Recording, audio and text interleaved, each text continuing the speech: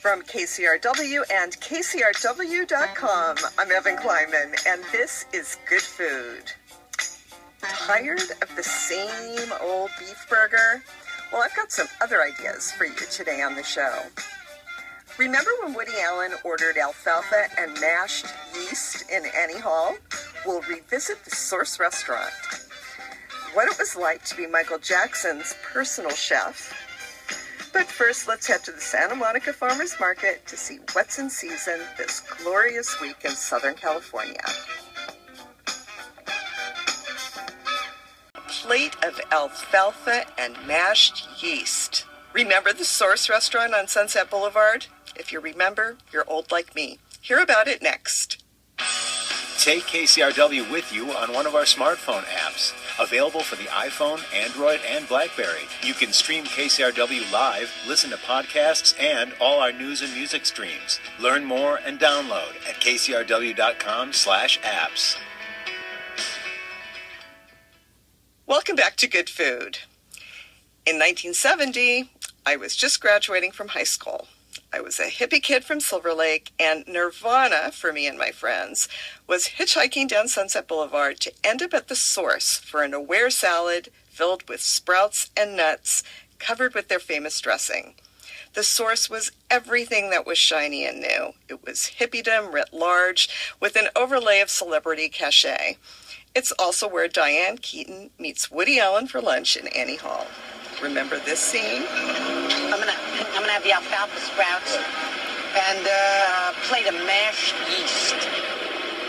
That was alfalfa sprouts and a plate of mashed yeast that he ordered right before calling it quits with Diane Keaton and Annie Hall. The Source restaurant was one of the first organic vegetarian restaurants in LA, but it wasn't just a restaurant. It was a thriving business which supported an experimental community led by the enigmatic Jim Baker. The Source lives on now in Hawaii, where Damian Paul runs the show, just as he did in Los Angeles. Hi, Damian. Good morning and aloha. Aloha to you. How did you arrive at the Source? Well, I had first met Jim Baker in October of 1969. I was working in Los Angeles for a sound and light company called Tomorrow Incorporated, and we were hired to do the sound for Yogi Bhajan's play Divine Union. And Jim Baker showed up there. Robin, who became his wife, and Patrick were both there. I actually was a vegetarian at that time, and I did eat in the Source restaurant. They had terrific food even before I started working there. It was great. I did go there in May of 1970 and was hired as a waiter. I had just come back from touring with Joe Cocker and the Mad Dogs and Englishmen tour. So I went to the Source, and then I became more acquainted with Jim Baker. That Sunday was his first meditation class, and Robin had hung a sign in front of the Source restaurant saying, "This Sunday at 11 a.m., Jim Baker will give a class in meditation. Don't be late!" exclamation point. And I thought to myself, well, I've always heard about this meditation. I think I'll come and see what it's all about. And lo and behold, I had a psychedelic experience when I was totally straight. I mean, his face was just surrounded by white light, and it was like he was speaking directly to me. And that was it. Could you kind of set the scene for us? We are a food show, so I would really love it if you could talk a bit about the food. What were some of the most popular menu items, and who was cooking the food? Was it people who had experience, or were just sweet people sort of thrown into the kitchen and allowed to do their thing? Well, every item on the menu had a recipe, and you were to follow the recipe almost like McDonald's. Every McDonald's you go to in the United States, if you order an item, it tastes the same and it looks the same, and we were very much into consistency. You have to remember, Jim Baker had 5 successful restaurants: the Discovery Inn in Topanga Canyon, of course the Aware Inn on Sunset Boulevard, the Old World, the second Aware Inn in the Valley, and then the Source restaurant. So he really was a terrific restaurateur. He knew what he was doing. And when he opened up the restaurant April 1st, 1969. What inspired him was he had read that book, The Unknown Teachings of Jesus Christ, and had advocated a raw food vegetarian diet. So when he first opened up the source, that's all he was serving was raw food, vegetarian food, and it did not go over well. In fact, I think he told me later, by August of 1969, he started to add some cooked dishes to the menu because he actually was on the verge of going under with the raw food. So he started adding, rice and some old dishes that he had from the Aware Inn, like the cheese walnut loaf. But one of the best-selling sandwiches at the source was created by a guy by the name of Bill Lee. And he worked in the kitchen. I don't know what his previous experience was, though he was a devotee of Yogi Bhajan. And he came up with the source special. It was basically whole wheat bread with a little bit of the source dressing into the bread, which Jim Baker created the source dressing, guacamole, sliced mushrooms, sliced tomato, a choice of either Swiss Jack or cheddar cheese melted over the top with a little sprinkling of sesame seeds on top of the melted cheese. And then it came with a garnish of romaine lettuce, grated carrots, grated beets, a slice of cucumber, and again with the source dressing over that little garnish. And that was our number one selling sandwich. We did have a food crew that would go in like at 12 midnight, three brothers, I think it was Pythias, Waterfall, and Starman, and they would prep the food for the day. But everything was really, really fresh. Tell me about the source dressing. I remember everybody was talking about it at that time. People wanted to take gallons of it home. And we did sell it, by the way. It was bottled and sold all over the United States, in Canada, in supermarkets, natural food stores. It was a dressing Jim Baker came up with, and it was basically a French herb dressing with sesame seed oil. And everybody's tried to figure out the recipe and all the ingredients since it's been taken off the marketplace. What was the scene like? Were the people who ended up being part of the family, the community, were they impressed by the celebrities, or was it sort of... None of us related to personality back then, only truth, and that was kind of part of our spiritual training, and I certainly did not get impressed with the personalities, the celebrities who came in. I remember Charles Bronson coming in with his wife, Jill Ireland, and they sat in the dining room and had a nice dinner, and at the end of his dinner, he lit up a big stogie, and in the nicest tone of my voice, I went up to Charles Bronson and said, "Excuse me, sir, we have a no-smoking policy in the dining room." And he gave me one of those death wish looks, and his wife very nervously went, Charles, just put it out, Charles." And they never came back again. I'm sure he was not used to being told he couldn't smoke a cigar when he felt like it. I find your path particularly interesting because you've ended up being in the organic food industry for so long, and also your farming experience. So you must have a really amazing overview to see what's happening now and have had this experience of being in it from the very beginning. Well, I joke around with people. When I became a vegetarian and started working in the natural foods industry in 1970, it was mandatory to wear Birkenstocks and your hair in a ponytail, and things have changed a lot in 43, 44 years. It's definitely gone mainstream. Is that super satisfying for you? Yes, it is. I always want to see people choose healthy food, organic food. Thank you so much, Damien. It's been a pleasure talking to you. Okay, thank you very much, and aloha. That was Damien Paul. He worked at the Source in Los Angeles in the 1970s and has since transported the organic natural food store to Hawaii. If you're interested in the Source family, check out the recent documentary of the same name. It's available on iTunes, and it is fascinating. You heard Damien mention Yogi Bhajan in that interview, but did you know that here in LA you can get a taste of Yogi Bhajan's legacy at Akasha restaurant in Culver City? Akasha Richmond has one of the most interesting cooking journeys I've ever heard, and her LA culinary adventure began with Yogi Bhajan in the early 80s. So Yogi Bhajan was an Indian Sikh who came to America in 1969 via Canada. He came here, met some people, started teaching Kundalini yoga, started creating teachers, and then the teachers all became Sikhs, and he created ashrams. And Jim Baker from the Source was a student of Yogi Bhajan's. The Source was open before the Golden Temple, but Yogi Bhajan opened the Golden Temple restaurants. And do you think he was inspired by what Jim Baker was doing at the Source, or he felt kind of ripped off in a way? No, I think it all kind of happened at once. Yogi Bhajan had a student. He had a few students that worked at the Source because Jim Baker, Yogi Bhajan was his teacher. So because of Yogi Bhajan, Jim Baker's students and followers all started wearing white. So, and they started doing yoga at the restaurant, which was sort of how Yogi Bhajan did it. You lived in an ashram, you worked at the restaurant. You know, that's kind of how it went.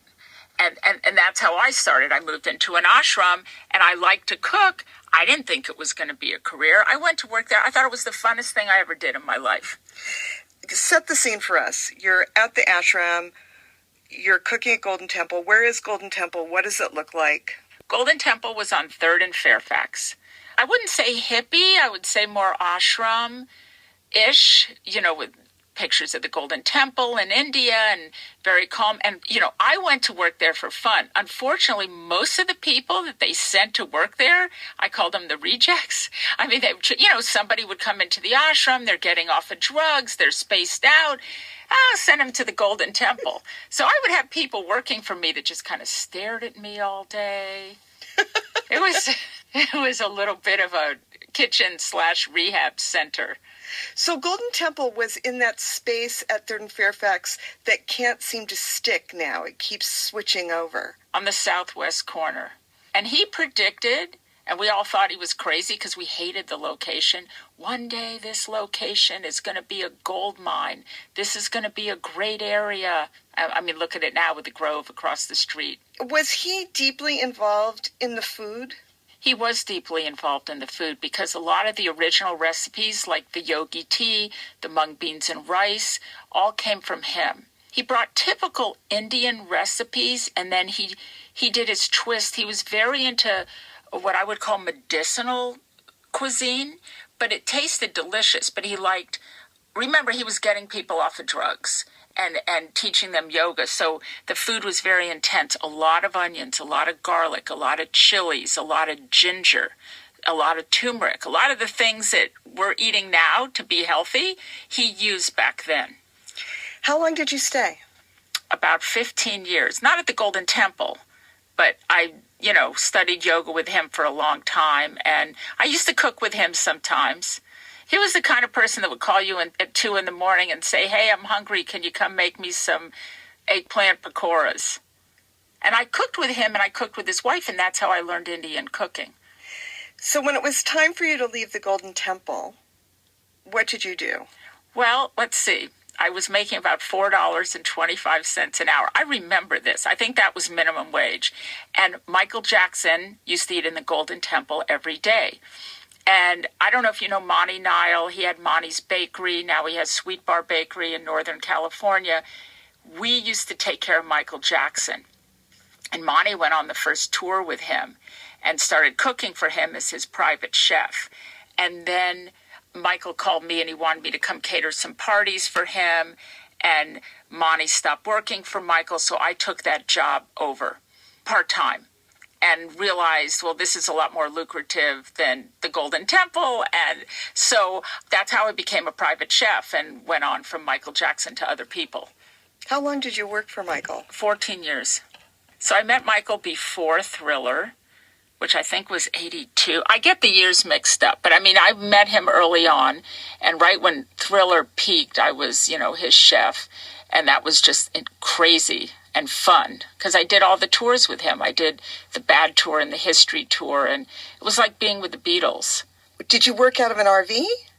On tour, we worked out of the hotel kitchens because remember, it's the 80s, it's Michael Jackson. The red carpet rolled out.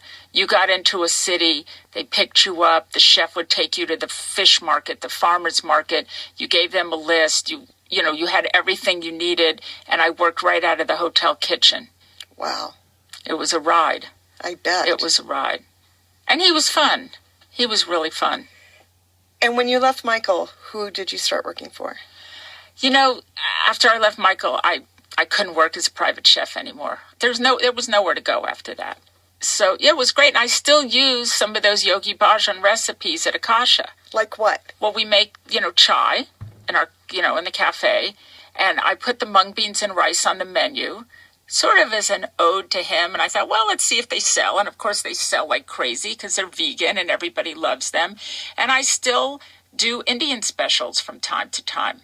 What's in the mung beans and rice? So he called them mung beans and rice, and the proper Indian name is khichdi, which is a soupy mung bean and rice, or maybe a lentil and rice.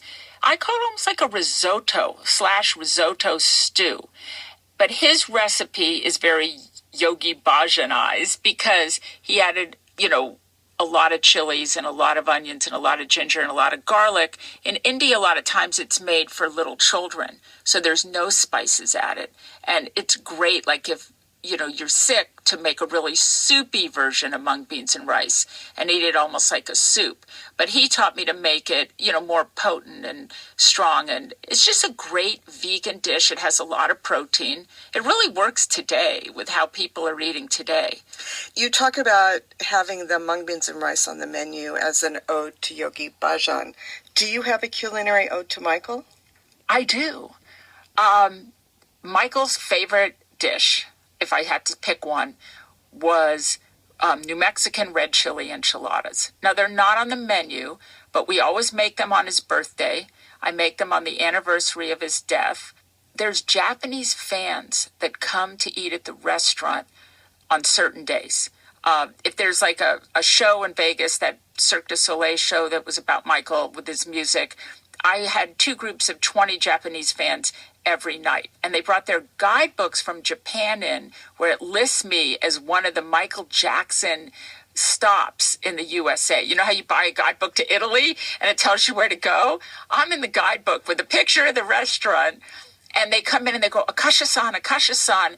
And they're almost in tears, just like they were when I used to go to Japan with him. They're very emotional, very devoted. And so I do the red chili enchiladas. I make, he loved carrot cake. He loved banana cream pie. I'll pick a few things that he really liked, and I'll do a special MJ menu. Did he have to watch his weight, or was he just naturally skinny? He was naturally skinny. People think he didn't eat, but he actually did. He ate very healthy. He didn't overeat, but he ate, and he liked snacks, and it was fun going on the road with him. What a life. Yeah, I loved it. Thank you so much, Akasha. Thanks, Evan.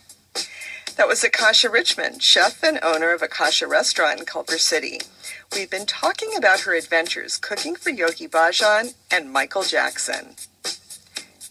Did you know that Michael Jackson's favorite pie is banana cream pie? Find a recipe and hear Akasha talk about it in an outtake on the Good Food blog.